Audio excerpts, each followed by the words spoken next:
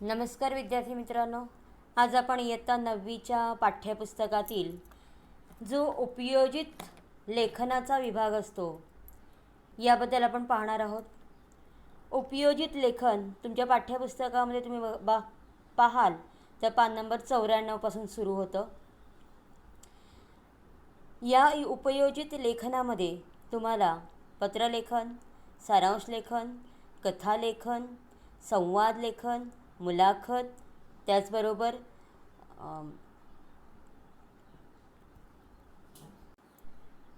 निबंध लेखनातला आत्मवृत्तपर निबंध, कल्पना विस्ताराचा निबंध आणि प्रसंगलेखन हे सगळे घटक आपल्याला या उपयोजित लेखनामध्ये पाहायचे आहेत. या उपयोजित लेखनामधला सारांश लेखन हा घटक आज आपण पाहणार आहोत की सारांश लेखन कसं करायचं. खरं म्हटलं तुम्ही शिकून आलेले आहात, शिकत आहात आणि हे जे सारांश लेखन आहे तुमच्या उपयोजित लेखनामध्ये हा तुम्हाला प्रश्न 5वा असतो. प्रश्नपत्रिकेमध्ये हा जो उपयोजित लेखनाचा विभाग असतो हा विभाग जवळजवळ 30 मार्कांसाठी आहे. 30 मार्कांचा अभ्यास या ठिकाणी आपल्याला करायचा आहे. या 30 पैकी 5 गुण हे सारांश लेखनाचे आहे. आता सारांश लेखनाचा जो परिच्छेद आहे हा परिच्छेद तुम्हाला पहिला विभाग जो असतो ज्यामध्ये तुम्हाला तुमचे धड्याचा पॅरेग्राफ आणि त्या पॅरेग्राफवर तुम्हाला प्रश्न असतात. तर या पहिल्या प्रश्नामध्ये तुम्हाला 2 पॅरेग्राफ तुमच्या पाठ्यपुस्तकातले असतात आणि 1 पॅरेग्राफ असतो तुमचा तो बाहेरचा, म्हणजे अपठित उतारा त्याला म्हणतात. हा जो अपठित उतारा तुम्हाला दिलेला असतो ना तोच तुम्हाला सारांश लेखनासाठी लिहायचा असतो. तुमच्या प्रश्नपत्रिकेमध्ये असणारा हा 5वा प्रश्न उपयोजित लेखनाचा विभाग 5 म्हणतात त्याला. यामध्ये तुम्हाला पत्रलेखन, सारांश लेखन आणि कथालेखन हे तुम्हाला कंपल्सरी आहेत. हे तिन्ही प्रश्न तुम्हाला लिहायचे आहेत. यामध्ये कुठल्याही प्रकारचा और तुम्हाला नाही. 5 गुणांसाठी असणारा हा सारांश लेखन. आता सारांश लेखन म्हणजे काय बघा, तुम्ही चित्रपट पाहून आल्यानंतर तुमच्या मित्रांना सांगता, मैत्रिणीला सांगता की आम्ही चित्रपट बघितला, पिक्चर पाहिला. मग तुम्हाला त्याची स्टोरी सांगायला सांगतात. मग तुम्ही स्टोरी सांगतात. मग तुम्ही स्टोरी, ती कथा तुम्ही काही 2-3 तास सांगत बसता का? नाही ना. मग ती शॉर्टमध्ये अगदी लहान करून सांगता. त्याची मध्यवर्ती कल्पना तुम्ही सांगता की चित्रपटात काय आहे ते तुम्ही 5 ते 10 मिनटामध्ये सांगता. बरोबर आहे. मग जसं चित्रपटाची कथा तुम्ही सारांशामध्ये सांगता तसं या ठिकाणी तुम्हाला दिलेला परिच्छेद, तो परिच्छेद देखील या चित्रपटाच्या कथेप्रमाणे तुम्ही सारांश थोडक्यात या ठिकाणी लिहायचा आहे. मग आता सारांश लेखनासाठी बघा तुम्हाला जवळजवळ 100 ते 120 शब्दांचा उतारा दिलेला असतो. उतारा म्हणजेच पॅरेग्राफ. तो पॅरेग्राफ कमीत कमी शब्दात तुम्हाला लिहिता आला पाहिजे. संपूर्ण आशय या परिच्छेदाचा तुम्ही लक्षात घ्यायला पाहिजे आणि संपूर्ण परिच्छेद वाचल्यानंतर त्याची मध्यवर्ती कल्पना तुम्ही तुमच्या शब्दांमध्ये या ठिकाणी मांडायची आहे. मध्यवर्ती कल्पना मांडताना बघा तुम्हाला 120 शब्दांचा तो पॅरेग्राफ आहे असं समजा, म्हणून तुम्ही 40 शब्दच तुमचे यायला पाहिजेत असं नाही. ते शब्द मोजण्याची तुम्हाला आवश्यकता नाही. बघा या ठिकाणी त्यानंतर तुम्हाला बघायचं आहे की तुम्ही काय काय लक्षात ठेवायचं आहे. सगळ्यात महत्त्वाचं की तुम्ही काय काय गोष्टी लक्षात ठेवायच्या आहेत. तर त्या म्हणजे तुम्ही जो सारांश लेखन तुम्हाला दिलेला आहे तो 2 वेळेस, मी तर 2 वेळा म्हणते, पण नाही लक्षात आला 3 वेळा वाचा, नाही लक्षात आला 4 वेळा वाचा. का? कारण आपल्याला हा उतारा 5 मार्कांसाठी आहे आणि म्हणून लक्षात ठेवायचं की कमीत कमी 3 ते 4 वेळा हा उतारा वाचून काढायचा आहे. उतारा वाचल्यानंतर हे जे विचार आहेत उतार्यातले ते तुम्ही लक्षात ठेवायचे आहे. त्यानंतर उतार्यातला जो विचार आहे तो तुमच्या स्वतःच्या शब्दात अगदी परिच्छेदला ओळी न ओळी या ठिकाणी तुम्ही लिहून काढायच्या नाही आहेत. आता या उतार्यामध्ये तुम्ही काय काय काढून टाकायचे आणि काय लिहिण्यासाठी आवश्यक आहे बघा की या उतार्यामध्ये तुम्ही लक्षात ठेवायचं, उतार्यामध्ये उदाहरणं दिलेली असतील तर ती काढून टाकायची. अलंकारिक शब्द दिलेले असतील तर ते काढून टाकायची. ती समाविष्ट करण्याची आवश्यकता नाही. समजा मूळ उतार्यामध्ये अवतरण आहेत. अवतरण म्हणजे तुम्हाला माहिती आहे, एकेरी अवतरण चिन्ह आणि दुहेरी अवतरण चिन्ह तुम्ही लक्षात घेतलेलं आहे की जेव्हा एखादा व्यक्ती बोलतो दुसऱ्याशी, त्याच्यात तोंडचे जे शब्द असतात ते आपण अवतरण चिन्हामध्ये टाकतो. मग हे अवतरण चिन्हातले वाक्य जशीच्या तशी तुम्ही तुमच्या या परिच्छेदामध्ये घ्यायची नाहीत, तर त्याचं शॉर्टमध्ये तुम्ही तुमच्या भाषेमध्ये त्याचं रूपांतर करायचं आहे. तसंच हा जो विचार आहे तो तृतीय पुरुषात, कशात करायचा आहे? तृतीय पुरुषात. आता तृतीय पुरुषात म्हणजे काय? तर बघा की तुम्ही सर्वनामाचा अभ्यास केलेला आहे. सर्वनामाचा अभ्यास करताना तुम्ही सर्वनामाचे प्रकार अभ्यासलेले आहेत. या सर्वनामाच्या प्रकारामधला एक प्रकार म्हणजे पुरुषवाचक सर्वनाम.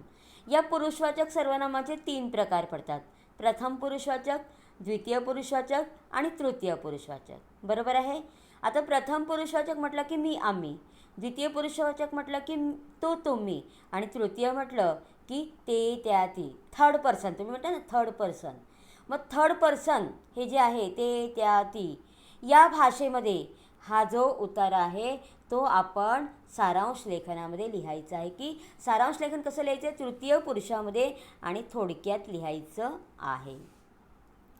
आणखीन उतार्यात नसलेला मुद्दा सारांशात घेऊ नका. की तुम्हाला असं एखादा उतारा आहे शब्दांवरचा, तो पुढे मी दिलेला आहे. मग तुम्हाला शब्दांवर काहीतरी तुम्हाला स्वतःला आठवतं आहे, म्हणून तुम्हाला आठवतं आहे, तुम्हाला वाटतं आहे, म्हणून ते सगळं काही या ठिकाणी लिहत बसायचं नाही. नसलेला मुद्दा तुम्ही लिहायचा नाही. किंवा उतार्यावर कोणतंही भाष्य करायचं नाही. तुमचं मत, तुमचा अभिप्राय की तुम्हाला काय वाटतं हे या ठिकाणी लिहायचं नाही. आपल्याला काय लिहायचं आहे? फक्त लेखकाचा विचारच लिहायचा आहे आणि तो थोडक्यात सांगायचा आहे. मला काय वाटतं किंवा माझं म्हणणं काय आहे हे या ठिकाणी मांडायचं नाही. फक्त लेखकाचे मुद्दे लक्षात घ्यायचे आहेत, त्यांचे विचार थोडक्यात सांगायचे आहेत. आता हे विचार किती शब्दांमध्ये टाकायचे आहेत? 30 ते 40 शब्दांमध्ये आपण हा परिच्छेद सारांश लेखनाचा तयार करायचा आहे. आणखीन शीर्षक द्या असं सांगितलं तर लिहायचंच आहे, आणि नाही सांगितलं, नसलं सांगितलं तरी देखील ते लिहायचंच आहे. आठवणीने तुमच्या उतार्याला तुम्ही शीर्षक द्यायचं आहे. आणखीन एक महत्त्वाचं की सारांश लेखन हा जो उतारा आहे तो पूर्ण लिहायचा नाही. काही मुलं काय करतात की तुम्हाला परीक्षेमध्ये जो उतारा दिलेला आहे तो पूर्ण लिहत बसतात. तो लिहिल्यानंतर त्याचा सारांश लेखन लिहितात. असं करायचं नाही. पूर्ण उतारा लिहिला तरी तुम्हाला त्याच्या उतार्याचे मार्क मिळणार नाहीत. म्हणून उगाच आपला वेळ वाया घालवायचा नाही. फक्त काय करायचं आहे? सारांश लेखनच त्याचं लिहायचं आहे. पूर्ण उतारा लिहत बसायचा नाही. जसं या ठिकाणी मी हा उतारा दिलेला आहे, हा पूर्ण उतारा. असा उतारा तुम्ही तुमच्या उत्तरपत्रिकेमध्ये लिहायचा नाही.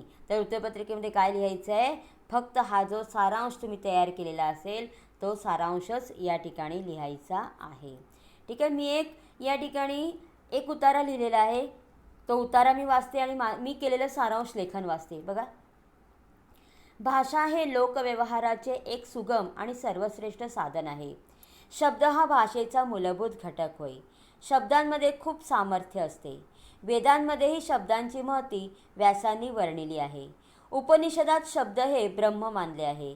खरे तर शब्द म्हणजे ध्वनीचा किंवा वर्णाचा समूह असून एखादी कल्पना, अर्थछटा, भाव, विचार व्यक्त करण्यासाठी ते वापरले जातात. शब्दांचा वापर जसा शस्त्र म्हणून होतो तसा अस्त्र म्हणूनही होतो. शब्द आपापसातील प्रेम फुलवू शकतात.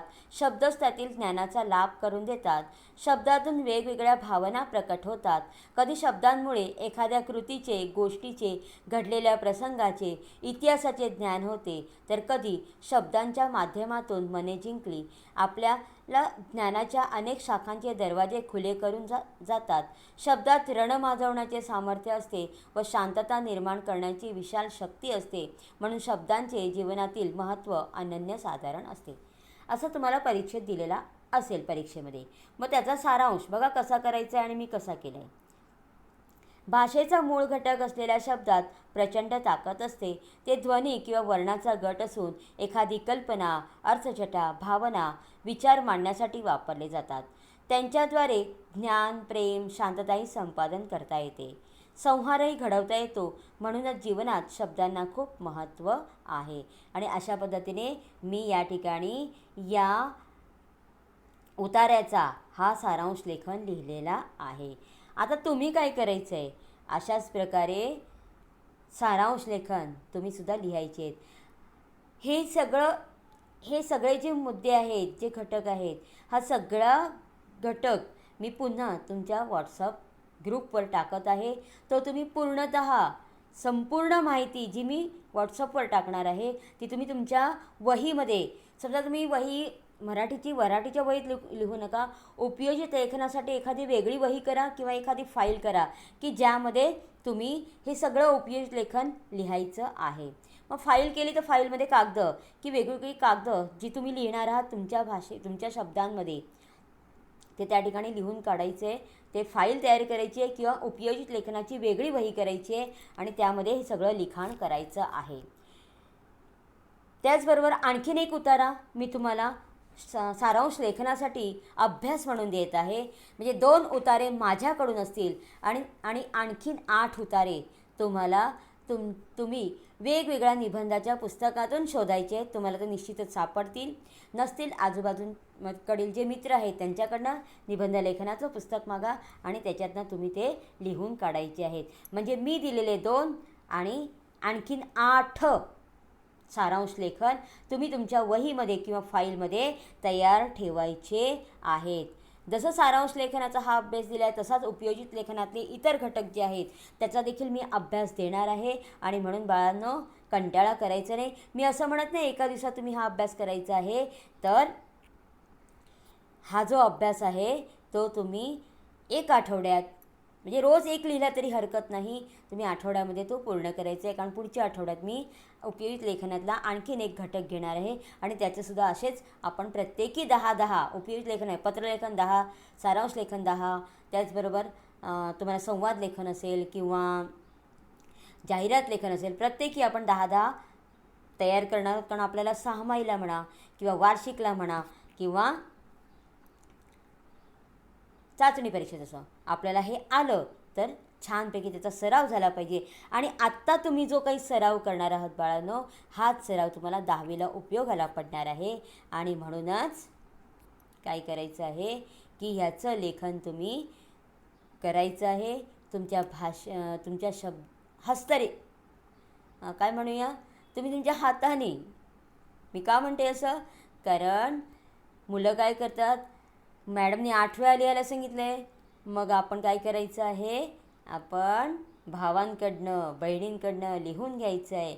नाही, मला तुमच्या हस्ताक्षरात लिहिलेलं दिसलं पाहिजे.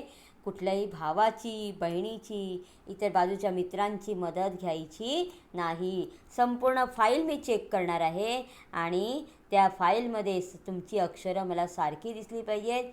आणि मी तुमची परीक्षा घेईन त्यातही तुमचं अक्षर सेम असलं पाहिजे. नाहीतर मी फाईल ॲक्सेप्ट करणार नाही आणि तुम्हाला याचे मार्कसुद्धा मिळणार नाहीत. आणि म्हणून बाळांनो, लक्षात ठेवायचं आहे, तुमच्या हस्तलिखितात तुम्ही हा सगळा अभ्यास करायचा आहे. आणि ठीक आहे, जास्त काही सांगत नाही, तुम्ही हा अभ्यास नीट करा. Okay, bye.